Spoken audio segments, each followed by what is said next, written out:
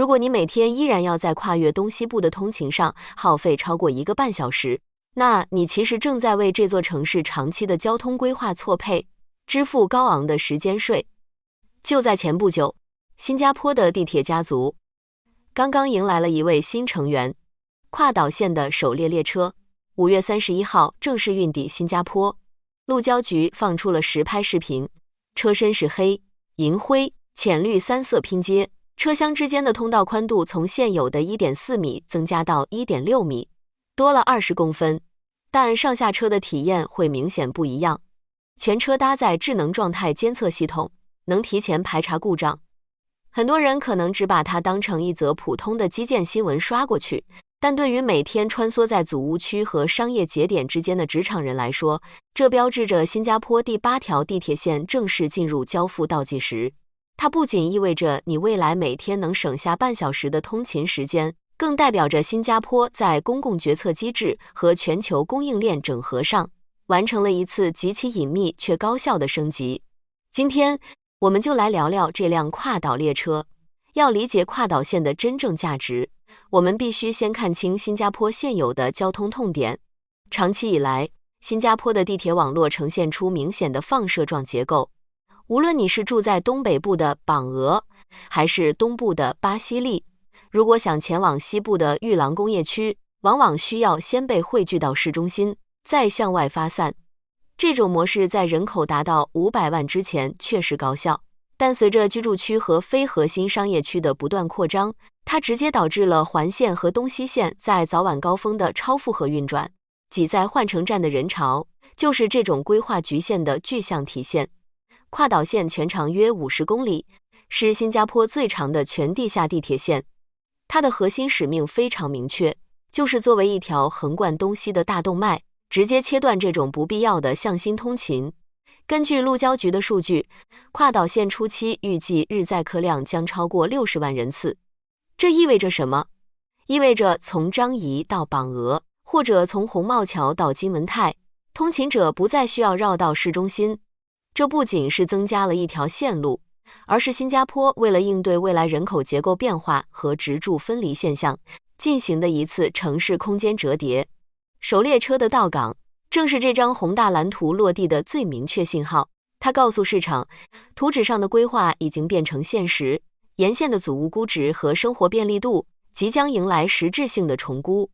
但跨岛线的野心不止于此。如果仔细观察跨岛线项目的推进过程，你会发现一个非常有意思的细节。在列车最终定型前，路交局启动了一项针对列车设计的公众投票。从内饰的配色方案到扶手和座椅的布局，全权交由民众的偏好来决定。很多人认为这只是一种表面上的公关手段，但如果我们从公共政策的角度来分析，这其实是新加坡治理模式向扁平化演进的一个经典切面。在过去，大型基建项目往往采用自上而下的精英决策模式，追求绝对的工程效率。但随着公众对生活质量要求的提高，单一的工程视角很容易引发社会摩擦。跨岛线通过将设计权部分下放，实际上是在项目早期就建立起了一种全生命周期的公众参与机制。当你每天乘坐的地铁，其内部颜色是你亲自投票选出的，这种心理上的所有权能极大地消解大型工程漫长施工期间可能带来的公众不满情绪。同时，这种民本逻辑也体现在工程参数上。例如，跨岛线列车的连通通道宽度被设定为 1.6 米，相比现有线路的 1.4 米，这多出来的20厘米绝不仅仅是数字上的微调，它是基于对轮椅使用者、推婴儿车的年轻父母以及高峰期站立空间需求的精准计算。多出这20厘米，车厢内的微循环就能顺畅运转，乘客的烦躁感就会直线下降。这种通过微观体验来优化宏观政策的治理艺术，正是新加坡能够在高密度城市环境中维持社会共识的核心机制。它告诉我们，最高效的政策往往不是强推出来的，而是通过精细的利益协调和参与感设计，让各方自然达成的默契。跨岛线另一个无法回避的看点，是其背后的全球供应链整合。这次到港的首列车源自中国中车青岛四方股份公司总值5.89亿新元的合约。这笔合约不仅包含列车制造，还涵盖了长期的维护服务。在当前的国际环境下，很多人习惯用政治视角去解读跨国基建合作，但如果我们回归新加坡一贯的务实主义政策底色，就会发现这完全是一个基于技术与成本最优解的商业决策。大家都知道，新加坡的地铁网络全自动运营比例接近100%，属于全球最严苛的智能交通系统之一。从汤申、东海岸线的运营经验可以看出，新加坡对列车的可靠性、自动化监测系统以及全生命周期成本的控制，有着极其严苛的标准。中车青岛四方能够拿下这个订单，不仅是因为其在制造成本上的优势，更是因为其在国际高端市场已经积累了成熟的运营案例，能够完美契合跨岛线对全自动无人驾驶技术的苛刻要求。新加坡政府在这里展现出的是一种高度理性的供应链管理能力，它不为地缘噪音所干扰，而是坚持在全球范围内寻找最能匹配其城市发展需求的技术供应商。通过引入具备世界级制造能力的合作伙伴，新加坡不仅确保了跨岛线能够按时、高质量的交付，也为自身的交通系统锁定了长期的技术支持。这对于每天依赖地铁通勤的普通人来说，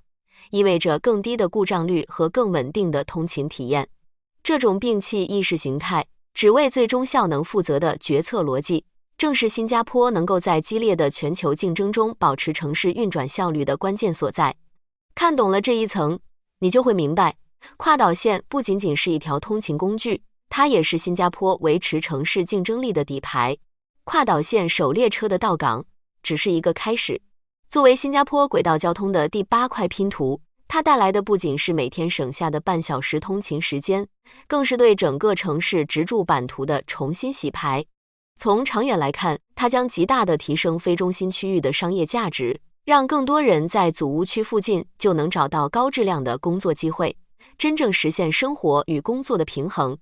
无论是参与式设计的治理艺术，还是全球供应链的精准整合，最终都指向了一个核心目标，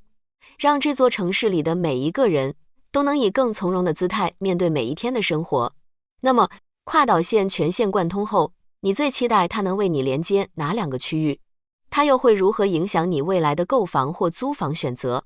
欢迎在评论区留言，分享你的看法与计划。如果你觉得这期内容对你有所帮助，记得订阅频道，并打开小铃铛，